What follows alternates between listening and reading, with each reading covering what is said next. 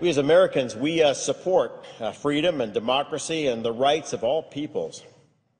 But as Gaza taught us in 2006, free elections by themselves do not make up a democracy. There are times when people are offered a chance to elect party leaders that offer them only one election to affirm a dictatorship. We can also learn from the year 1938 that the dangers of ignoring developments abroad are huge. Now, in the wake of the Arab Spring, we turn away from that region at our own peril. Now, on November 28th, the first stage of the Egyptian elections began, which will inaugurate a new electoral system forming a bicameral legislature. This first stage determines about 30% of 498 seats for the government's lower chamber called the People's Assembly. Before Egyptians arrived at the polls, protesters filled Tahrir Square in Cairo, and as a result, over 40 Egyptians were killed.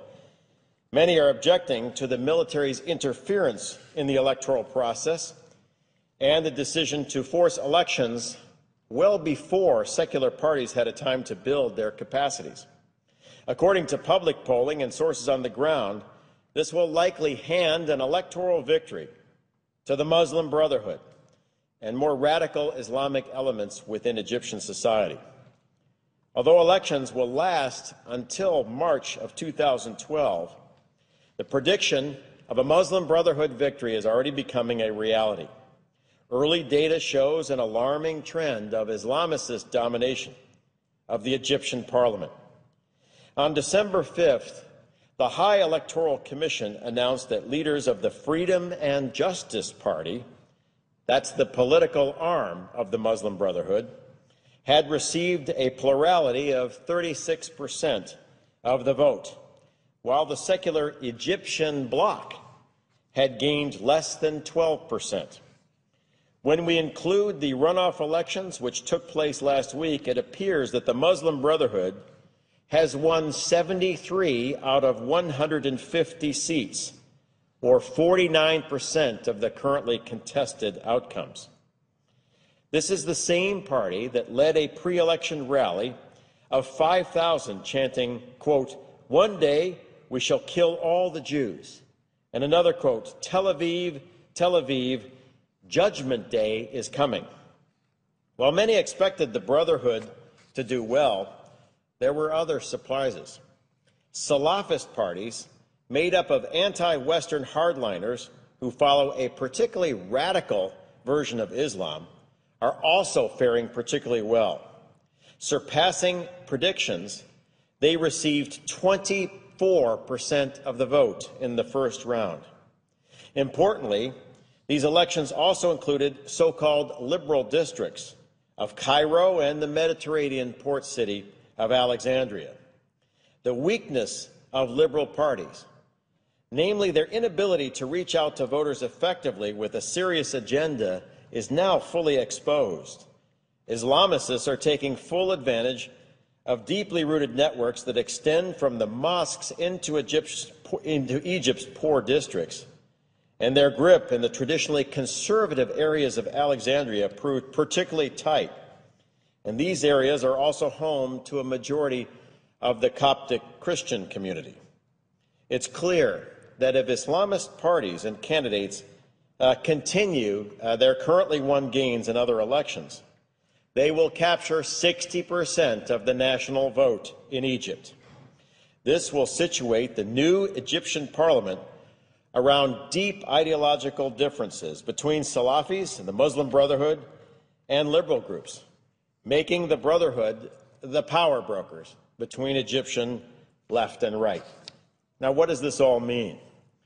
By January, the United States could face an Egypt defined by a hatred of Israel and many of the freedoms we hold dear: a freedom of expression, of women's rights, the right to practice any religion. This Egypt counts Iran as a friend and poses a threat to the Camp David peace accords, which have served as the cornerstone for Egypt's strategic position for 30 years. Do we expect that an Islamist-led Egypt will prevent weapons from arriving in the hands of Hamas? Will an Islamist-led Egypt help preserve a free South Sudan? Will an Islamist-led Egypt act to protect Coptic Christians, who make up about 10% of Egypt?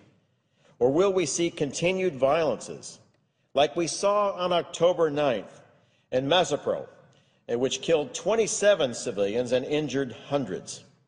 Will an Islamist-led Egypt do what we expect with more than $1 billion of U.S. foreign assistance? Will they continue to share intelligence and to work against terrorism? These are all questions that may become critical issues for the national security of the United States very shortly.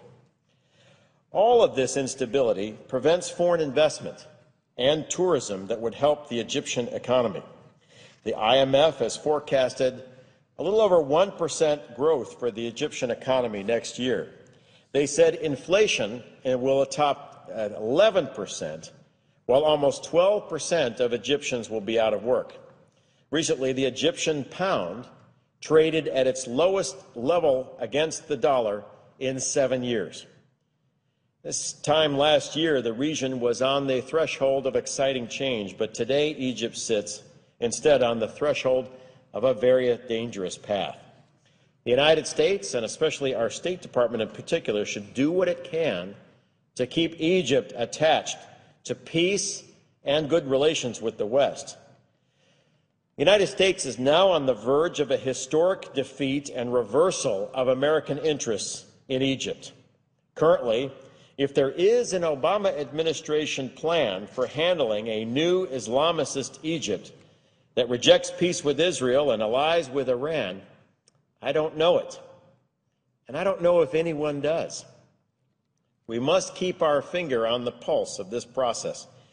Liberal voices in Egypt must work to preserve the democratic goals of the January Revolution. Recently, I had the privilege of meeting some of Egypt's best and brightest young liberal leaders. They'd like to build a free Egypt that respects women's rights and religious minorities and the rule of law.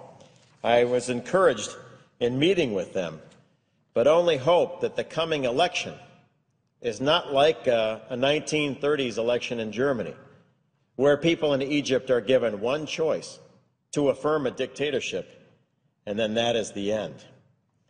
If a radical Islamic government rises in Egypt, one that disavows the Camp David peace accords and no longer acts as a stable strategic partner in the Middle East, then we will look back on the recent election in Egypt and its successors in December and January as the turning point for a historic reversal of the United States. My hope is that the State Department watches this very carefully.